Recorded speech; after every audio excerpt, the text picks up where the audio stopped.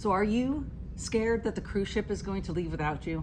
Well, this video is going to put your mind at ease. Cara and I are currently sailing on the Norwegian Dawn, which made the news recently for leaving 8 passengers behind in Sao Tome, a small island off the west coast of Africa. These passengers booked a private tour outside of the cruise line, and they didn't make it back to the ship on time, and so the ship had to leave without them. Not sure you're aware, but there are over 500 ships sailing worldwide every year. There are over 30 million passengers sailing throughout the world every year. That's a lot. It really is. Even though there's no official statistics about who's been left behind or how many, it's few and far between. So that's one of the ways you can rest assured that it won't be you, by taking some of the steps we're going to tell you about later in this video. Just like airplanes, trains, buses, they're all on a schedule. And I know I've missed my share of flights, usually because of him, but my share of flights, they don't wait for you. And I don't know why anyone would expect a ship to wait for them, even though they do wait 30 minutes to an hour or so just to be on the safe side to collect all their passengers. Yeah, they're not sitting there waiting to slam the door as soon as the clock strikes 5 or whatever the all aboard time is. No, not like flights, which do. They are trying to give a little bit of a cushion, but they have a schedule. So they need to meet that schedule, and Port Authority has expectations, and it costs a lot of money to be in port. Does. After your set time, so they don't want to stay longer. Cara and I love to cruise. In fact, this is number 45 for us right now. And we've never missed getting back on the ship after a shore excursion. No. Not once. There are some passengers out there that get off the ship, we'll say Mexico or the Caribbean. Looking at you, Ensenada. And kick back a few too many beers or do the upside down tequila shots or whatever it is.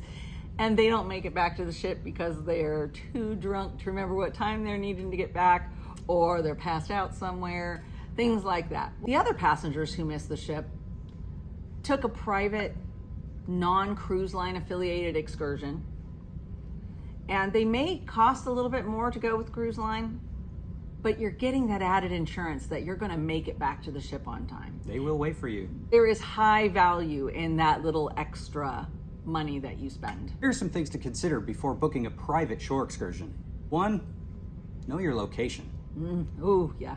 If you're in a major Caribbean island that gets tons of cruise traffic, these companies are probably very accustomed to dealing with all of the passengers that have these excursions. If you're in a small island somewhere that does not get a lot of cruise traffic, maybe not so much. So number 2, consider how often the ship comes into that port. Big thing to know here is, when we were looking up the excursions, we take a lot of private tours. We do. We're not scared about that. We just know what we're getting, and we plan ahead, which we'll tell you more about a little later, so stay tuned.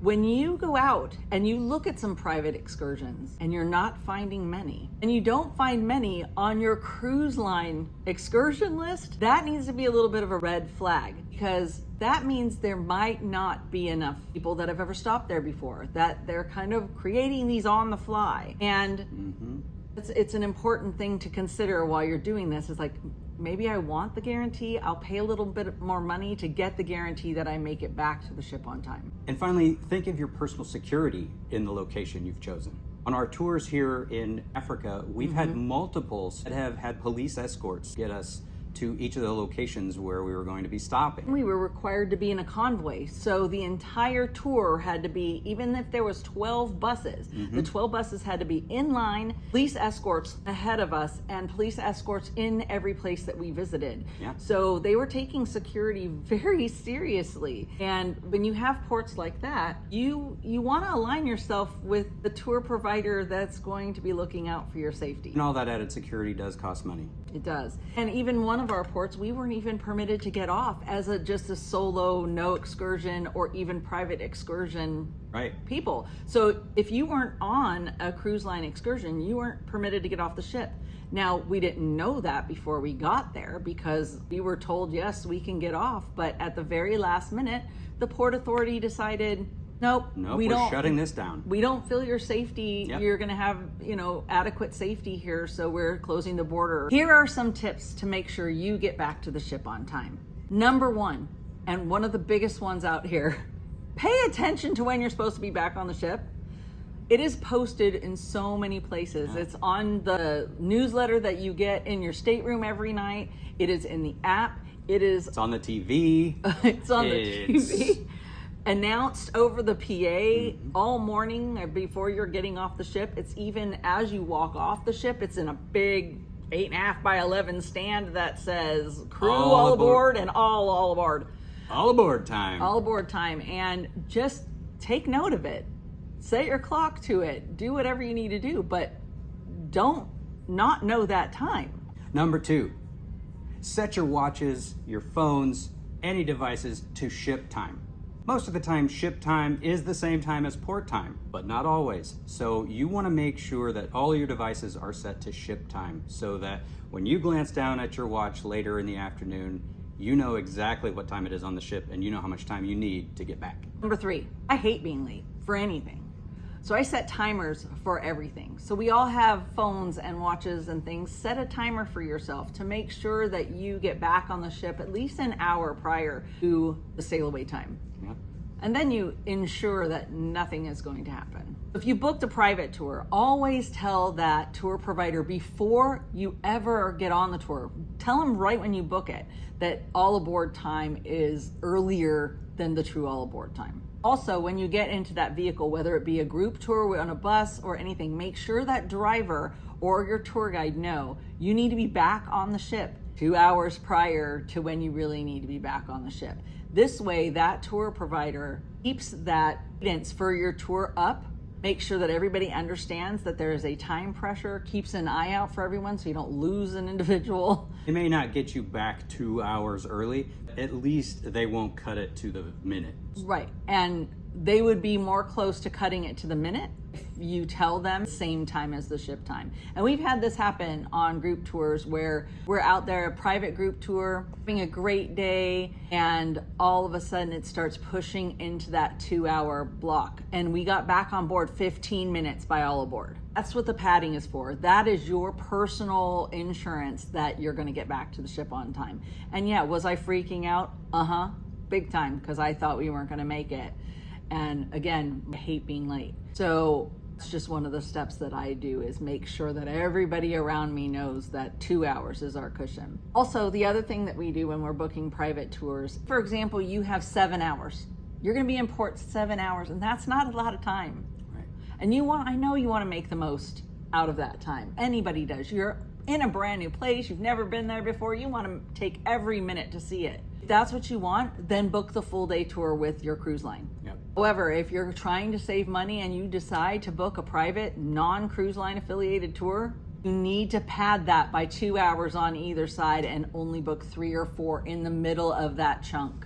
A couple reasons for this, because we might not get the ship cleared in time, and so then you're running late, and then your tour might experience an issue or whatever, and that gives them the opportunity to get you back.